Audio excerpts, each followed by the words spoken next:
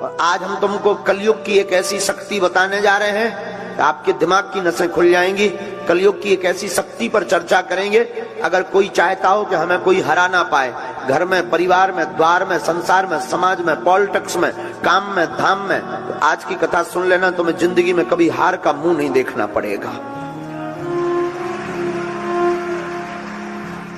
अगर आप लोग किसी विषय में हारना नहीं चाहते तो आज की कथा सुनो।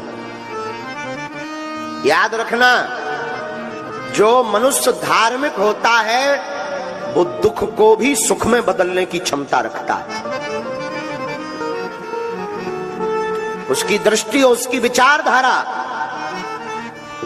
दुख को भी सुख में बदल देती है। बिना धर्म का व्यक्ति, कथा में याद रखना, बिना धार्मिक व्यक्ति, बिना धर्म का व्यक्ति ठीक वैसे ही होता है जैसे बिना लगाम का घोड़ा होता है। जिस प्रकार घोड़ा परम स्वतंत्र होता है, वैसे ही बिना धर्म का व्यक्ति भी बिना लगाम का होता है। और लगाम धर्म की जरूर होनी चाहिए। धर्म का मतलब ये नहीं है कि आप कथा में बैठ गए, आप शंकर जी को मान रहे हैं, आप हनुमान जी के भक्त हैं तो आप धर्मात्मा हो गए। धर्म का मतलब यह है कि आपके सामने कोई भी सनातनी हिंदू अपना धर्म का परिवर्तन ना करवा पाए।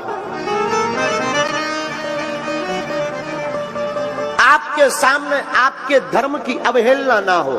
धर्म का मतलब यह है। और याद रखना, दो धर्मों का कभी झगड़ा नहीं हुआ है, कभी नहीं हुआ है। धर्म तो एक ही है, सनातन वैदिक धर्म, बाकी पंथ हैं। याद रखना मेरे पागलो, दो धर्म का कभी झगड़ा नहीं हुआ।